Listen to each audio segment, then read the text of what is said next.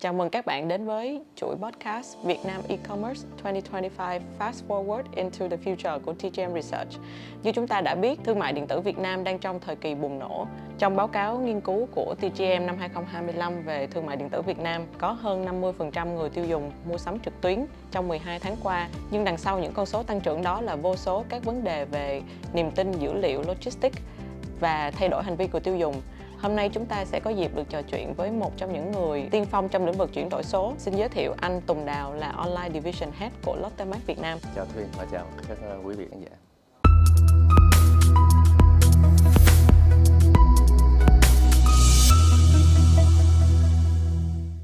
Câu hỏi đầu tiên cho anh thì theo anh đâu là những thay đổi lớn nhất trong hành vi mua sắm trực tuyến của người tiêu dùng Việt Nam trong 2-3 năm gần đây và các thương hiệu nên lưu ý điều gì? Thật ra là hành vi của người tiêu dùng và thương mại điện tử có một sự thay đổi rất rõ rệt, đặc biệt là từ sau giai đoạn dịch Covid thì cũng như là cái báo cáo của TGM đưa số liệu là khoảng trên 50% dân số Việt Nam là đã có thực hiện hành vi mua sắm trên thương mại điện tử. Thì cái sự dịch chuyển rõ ràng nhất trong thời gian qua đó là trước đây nếu như đa số các ngành hàng được lựa chọn mua sắm trực tuyến là ngành hàng phi thực phẩm thì hiện nay là người tiêu dùng đã bắt đầu dịch chuyển sang là chọn mua các sản phẩm thực phẩm, đặc biệt là thực phẩm tươi, thậm chí là cả các sản phẩm về thuốc và sức khỏe ở trên các nền tảng thương mại điện tử. Chúng tôi cũng nhận thấy được là trong cái báo cáo nghiên cứu năm 2025 của bên TGM thì người tiêu dùng đã dịch chuyển mua sắm thực phẩm trực tuyến rất là nhiều và ngành hàng thực phẩm đã nằm trong top 5 nhóm được mua sắm trực tuyến thường xuyên nhất. Dạ đúng rồi. Đối với Lotte Mart thì nhóm khách hàng mà thường xuyên mua sắm trên thương mại điện tử của Lotte Mart thì một tháng trung bình khách hàng có thể đặt 2 hoặc là nhiều hơn hai lần ở trên thương mại điện tử, ngoài việc là đến cửa hàng offline để mua sắm. Thì theo anh, đâu là động lực lớn nhất để họ dịch chuyển từ cái việc trước đây khi mà chúng ta nghĩ đến mua sắm những cái thực phẩm tươi sống thì sẽ đến cửa hàng để lựa chọn những cái thực phẩm tươi sống bằng mắt, nhưng mà hiện nay họ đã gần như chuyển đổi rất nhiều qua cái việc là mua sắm trực tuyến những mặt hàng tươi sống đó trên cái ứng dụng thương mại điện tử, thì đâu là động lực? Đó là cái hành vi là mua sắm thực phẩm và đặc biệt thực phẩm tươi ở trên thương mại điện tử thì nó xuất hiện rõ nét hơn ở các thành phố lớn như thành phố Hồ Chí Minh và Hà Nội. Thì cái điều này đến từ là cái đặc điểm ở hai đô thị lớn này là thứ nhất là khách hàng sẽ bận rộn với cái cuộc sống hàng ngày, với công việc hàng ngày, thì như vậy cái thời gian dành cho cái việc mua sắm thì nó chỉ có là vào cuối tuần và thứ bảy chủ nhật, còn trong ngày thì nó sẽ giới hạn hơn rất nhiều. Vì vậy là cái việc là lên trên một cái nền tảng thương mại điện tử đặt hàng và sau đó là vào cuối giờ làm nhận hàng thì nó sẽ tiện hơn. Tuy nhiên cũng có một nhóm đối tượng khác là nhóm phụ nữ mà làm nội trợ chuyên nghiệp. Thì cái việc là đặt hàng trên các thương mại điện tử nó cũng sẽ giúp cho nhóm đối tượng này người ta tiết kiệm được thời gian rất nhiều, di chuyển từ nhà đến siêu thị. Một động lực thứ hai nữa đó là chất lượng sản phẩm. Thì trong một khoảng thời gian gần đây thì người tiêu dùng có nhiều quan tâm hơn đến nguồn gốc sản phẩm, đặc biệt là chất lượng sản phẩm. Thì đối với những sản phẩm mà được bán ở các cái chuỗi bán lẻ hiện đại như là siêu thị và đại siêu thị thì phần nào thì khiến cho người tiêu dùng người ta cảm thấy an tâm hơn là cái việc là phải là đi ra ngoài chợ và chọn lựa các sản phẩm từ những cái nguồn gốc mà mình cũng không rõ là từ đâu đến. Theo những gì anh chia sẻ thì Thuyên cũng apply cho chính bản thân mình. Ngay cả Thuyên thì một tuần cũng đặt đồ thực phẩm ít nhất là một lần một tuần trên app ứng dụng trực tuyến. Trước đây thì vẫn còn hay đi ra siêu thị, nhưng mà ngay cả mẹ thì bây giờ cũng chuyển đổi qua cái việc là thực hiện mua sắm thực phẩm qua ứng dụng mua sắm trực tuyến. Như chúng ta đã biết thì cái đại dịch Covid đã ảnh hưởng lên rất nhiều về cái hành vi tiêu dùng của người Việt Nam. Anh có thể chia sẻ thêm là từ lúc nào mà Lotte Mart đã bắt đầu phát triển về cái ứng dụng mua sắm trực tuyến này? Tại thị trường Việt Nam thì Lotte Mart cũng bắt đầu xây dựng cái ứng dụng mua sắm trực tuyến cũng từ 2017 và chính thức là đưa ra thị trường là 2018. Nhưng thực ra thì đến 2 năm ở gần đây thôi, tức là 2023 thì mới có một đợt chuyển đổi lớn về giao diện cũng như là hạ tầng vận hành để mà đáp ứng với lại nhu cầu của thị trường. Vậy thì anh có thể chia sẻ một cái bài học đắt giá nhất trong cái việc hành trình chuyển đổi số của Lotte Mart trong 5 năm qua? Đối với một đại siêu thị thuần là bán hàng offline thì cái việc chuyển đổi số thì nó đòi hỏi rất nhiều thời gian và rất nhiều nỗ lực. Thì một trong những bài học là tương đối đắt giá là khi nhu cầu thị trường có nên là tốc độ tăng trưởng rất nhanh, tốc độ tăng trưởng là 2 chữ số mỗi một năm. Khi mình chạy theo cái tốc độ tăng trưởng thì đôi khi mình lại quên mất rằng là cái việc tập trung vào chất lượng dịch vụ, cũng như là việc tập trung vào cái hiệu suất trong trong vận hành kinh doanh là việc quan trọng, bởi vì đây mới là động lực giúp cho cái tăng trưởng nó đảm bảo là ổn định, cũng như rằng là để có thể là giữ chân được khách hàng. Như vậy cụ thể là trong cái việc chuyển đổi số của mình thì mình đã thực hiện những cái chiến lược nào? Nhiều người thì cứ nhầm tưởng là chuyển đổi số thì mình chỉ cần có một cái website hoặc là một cái ứng dụng để mà khách hàng mua sắm thì là đã đủ. Thật ra là cái quan trọng hơn đó là việc là mình đưa cái công nghệ để thay đổi cái cách vận hành. Đầu tiên là cách vận hành, cái tư duy về quản trị, và cũng như rằng là mình tăng cái hiệu suất và tăng cái độ chính xác khi mà mình vận hành. Đơn cử như là đối với là siêu thị và đại siêu thị thì cái quản lý tồn kho nó là tương đối là phức tạp, bởi vì là phải quản lý tồn kho theo cửa hàng và trên toàn quốc. Thì như vậy là khi bán hàng trực tuyến thì đòi hỏi rằng là cái tồn kho mà để khách hàng có thể đặt được hàng cũng cần phải được đồng bộ gần như là thời gian thực. Đối với Lotte Mart thì việc giao hàng đúng với thời gian cam kết là một trong những cái điều kiện bắt buộc. Nhưng mà để vận hành được điều này thì đồng nghĩa với việc là cái khâu vận hành nó sẽ phải là đúng và đi theo đúng quy trình. Thì hệ thống được đưa ra nó sẽ giúp cho là các bạn nhân viên bạn biết được rằng là tôi sẽ phải đi lấy đơn hàng nào ở vị trí nào, ở trong bao lâu nữa tôi sẽ phải hoàn thành, bao nhiêu lâu nữa tôi sẽ phải đóng gói, và bao nhiêu lâu nữa tôi sẽ phải bắt đầu đi giao hàng cho khách hàng. Và đồng thời thì hệ thống nó cũng sẽ thông báo cho khách hàng là đơn hàng trạng thái đang ở trạng thái nào rồi, khi nào thì cái đơn hàng có thể được giao đến nhà. Thì đây là cái việc mình đưa ứng dụng vào không chỉ là ở yếu tố về công nghệ, mà nó còn là thay đổi thói quen, hành vi và cách thức các cái nhân sự ở trong một cái tập thể để mà thích ứng với lại là cái nhu cầu ngày càng cao hơn từ phía khách hàng. Thì như mình đã trao đổi rất là nhiều về cái việc mặt hàng tươi sống thì làm sao để giao đến tay người dùng vẫn còn tươi sống, thì tại Lotte Mart mình đã đang thực hiện những cái biện pháp cũng như là những giải pháp như thế nào để đảm bảo sự tươi sống của thực phẩm tươi sống khi đến tay người dùng? Thực sự là việc đảm bảo chất lượng sản phẩm tươi sống đến tay khách hàng là một việc rất khó. Tại Lotte Mart thì hiện giờ team cũng đang cố gắng tối ưu cái việc rằng là bảo quản chất lượng tại từng từng khâu. Ví dụ như là khi sản phẩm được lấy từ quầy kệ thì sản phẩm sẽ phải được đưa vào bảo quản mát hoặc là bảo quản đông gần như ngay tức thời, hoặc là nhanh nhất có thể. Và khi sản phẩm được đóng gói thì cũng sẽ cần phải tuân theo một số cái tiêu chuẩn đóng gói nhất định để đảm bảo rằng là chất lượng, hình dạng của sản phẩm được bảo toàn. Cái giai đoạn khi mà sản phẩm chờ giao cũng như vậy, cũng cần phải được bảo quản mát hay bảo quản đông và tùy theo đặc tính sản phẩm. Thì một cái điểm rất là khó khi triển khai vận hành ở Việt Nam đó là việc giao hàng và đảm bảo là nhiệt độ khi giao hàng, bởi vì phương tiện giao hàng chủ yếu ở Việt Nam đó là xe máy. Thì để mà giao hàng sản phẩm mát, đặc biệt là sản phẩm đông, thì ở nước ngoài thì cần có những cái phương tiện gọi là chuyên biệt, ví dụ như là xe có gắn lằn nắp chẳng hạn. Thì ở Việt Nam thì hiện giờ mình chỉ có thể tạm dừng ở cái việc rằng là đặt các cái thiết bị làm mát cho sản phẩm, ví dụ như là gel đá giữ nhiệt ở trong cái thùng hàng hóa, hoặc là mình sẽ cố gắng mình rút ngắn cái thời gian mà sản phẩm phải di chuyển trên quãng đường từ siêu thị đến tay khách hàng, để đảm bảo rằng là khách hàng nhận được sản phẩm ở một trạng thái là tươi ngon nhất có thể. Vậy thì trong quá trình mà dẫn dắt cái đội ngũ của Lotte Mart trong 5 năm qua thì có một cái trường hợp nào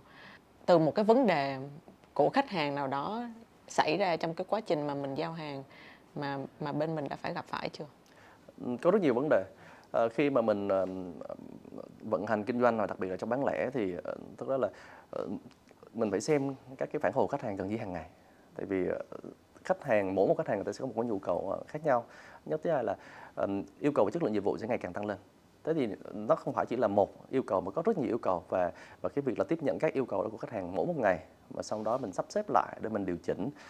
là việc cần thiết phải làm. Có thể lấy một cái ví dụ như là khách hàng bảo tôi không thể nào nghe điện thoại khi mà anh chị báo giao hàng, thì các anh chị chỉ cần gửi tin nhắn cho tôi là được. Thì mình điều chỉnh trong cái giao diện cho khách hàng chọn là không liên lạc và cứ thế mà giao hàng. Đặc biệt là nếu mà sản phẩm có một món gì đó thiếu chẳng hạn, khách hàng có thể chọn lựa là không cần phải báo cho tôi đâu, hãy cứ tiếp tục giao hàng đi. Thì đó là những cái điều chỉnh nhỏ nhưng mà đòi hỏi là phải lắng nghe hàng ngày từ người tiêu dùng. Như vậy bên mình có thường xuyên gặp các trường hợp đổi trả về thực phẩm tươi sống không ạ? Đổi trả về thực phẩm tươi sống thì ít gặp. Lý do là vì sản phẩm đầu vào thì là đã được là kiểm soát chất lượng từ phía siêu thị rồi. Thì đó là cái điểm đầu tiên. Thứ hai là khi mà trong quá trình mình xử lý đơn hàng thì nó có cái tiêu chuẩn về lựa chọn sản phẩm. Thì cái việc mà xảy ra đổi trả, đặc biệt là đối với thực phẩm, thì nếu như mà sản phẩm không đủ tiêu chuẩn để bán thì không thể nào mà được trưng bày ở trên quầy kệ. Thì thông thường á, mà cái yêu cầu đổi trả của khách hàng nó sẽ đến từ việc rằng là sao tôi thấy cái hình nó khác quá, sao tôi thấy cái hình cái trái dưa nó to thế nhưng mà lại giao tôi đến cái trái dưa nhỏ như vậy, hoặc là sao tôi ăn cái trái xoài này nó không có ngọt, hay là tại sao mà tôi muốn mua chú chín mà lại giao chú xanh đến. Thì những cái yêu cầu đổi trả nó đến từ, đa phần nó đến từ là cái sự chưa hiểu nhau giữa cái nhu cầu khách hàng và khi nhân viên mình phục vụ cho khách hàng. Trong thời gian vừa qua thì chúng ta cũng nói rất nhiều về omnichannel. Thì không biết tại Lotte Mart đã có cái chiến lược tiếp cận khách hàng theo cái omnichannel như thế nào? Omnichannel là một chủ đề không mới, nhưng mà tại Việt Nam thì cái việc ứng dụng các cái khái niệm và các cái công nghệ cho omnichannel thì nó vẫn còn hạn chế, bởi vì nhiều lý do, và một trong những lý do lớn đó là đầu tư cho công nghệ là đáng kể để mà thực hiện cái việc này. Thứ hai là cái góc nhìn như thế nào gọi là omnichannel. Khi mình thực hiện các hoạt động omnichannel có nghĩa là khách hàng, bất cứ là mình tương tác với khách hàng ở những cái kênh nào thì mình cũng sẽ đảm bảo là người ta có một cái trải nghiệm nó xuyên suốt. Thì cái trải nghiệm xuyên suốt này nó thực sự là nó khó là ở chỗ là nếu như khách hàng đến một cửa hàng offline để mua hàng, làm sao biết rằng là khách hàng này người ta đang gặp vấn đề gì, hay là người ta có một cái nhu cầu riêng biệt nào. Và cái việc này nó đòi hỏi là cái sự đồng bộ của cả online lẫn offline. Điều có thể đang làm là cái gì? Mình có thể đồng bộ cái lịch sử mua hàng của khách hàng ở online offline và sẽ dẫn đến là các cái chương trình khuyến mãi nó phù hợp. Ví dụ như là khách hàng mua hàng ở tại offline chẳng hạn, thì sau khi thanh toán thành công xong thì người ta sẽ nhận được các cái coupon mua hàng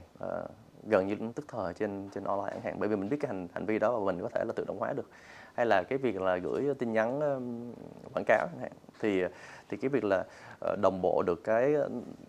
dữ liệu từ khách hàng thì nó sẽ giúp mình là gửi các tin nhắn nó phù hợp hơn. Ví dụ như là khách có thói quen mua hàng khô nhiều nhưng mà chưa có hành vi mua thực phẩm tươi nhiều, thì mình có thể gửi cho người ta những cái thông tin, các chương trình về thực phẩm tươi để cho khuyến khích người ta đặt hàng. Như vậy theo anh thì điều gì để tạo nên một cái trải nghiệm mua sắm trực tuyến tuyệt vời cho khách hàng? Cái quan trọng nhất là mình phải thực hiện được cái cam kết của mình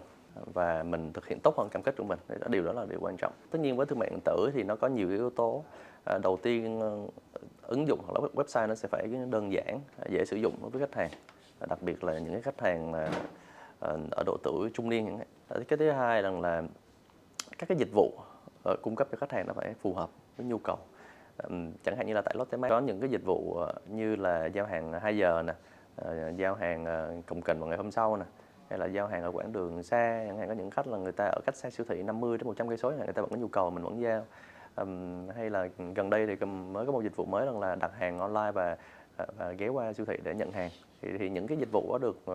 được tạo nên nó dựa vào là những cái yêu cầu của những nhóm khách hàng khác nhau. Thì như vậy là mình phục vụ được các cái nhu cầu của người ta đúng, và mình phục vụ với một cái chất lượng dịch vụ tốt hơn mình cam kết ban đầu, thì tôi nghĩ nó sẽ mang lại cho khách hàng một cái trải nghiệm thực sự là hài lòng khi mua sắm trên thương mại điện tử. Anh có thể chia sẻ thêm về cách Lotte Mart ứng dụng công nghệ trong cái việc nâng cao trải nghiệm của khách hàng trên ứng dụng mua sắm trực tuyến của mình hay không? Mình có một số cái đã triển khai và một số cái là dự kiến triển khai. Những cái mà mình đã triển khai thì như ban nãy tôi có chia sẻ với Thuyên là cái việc rằng là tổng hợp và phân tích dữ liệu mua hàng của khách hàng để hiểu rằng là những cái khuyến mãi hay là những cái đề xuất mua hàng nào nó phù hợp là quan trọng.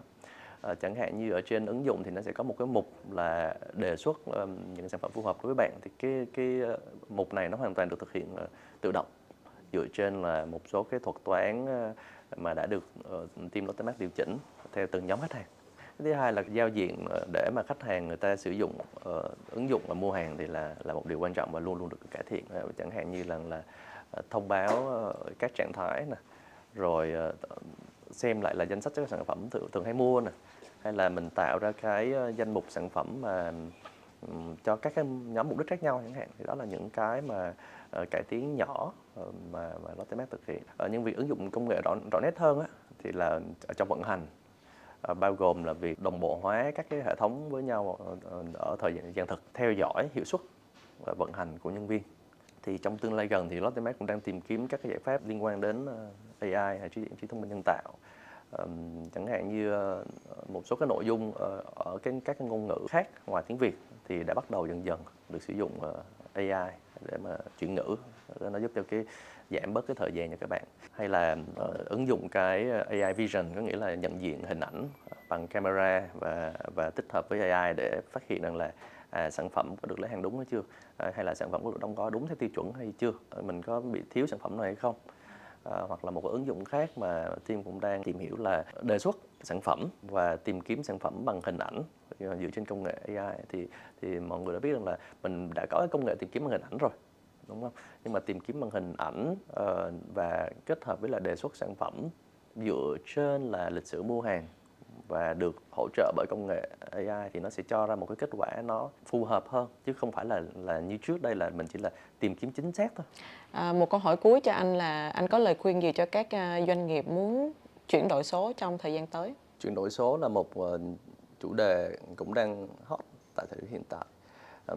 Một điều mà mọi người cần phải rất lưu tâm đó là chuyển đổi số thì nó không phải là một hành động mà nó là một quá trình. Đầu tiên, chuyển đổi số nó đòi hỏi có sự đầu tư nghiêm túc, ít nhất về mặt trung hạn và dài hạn.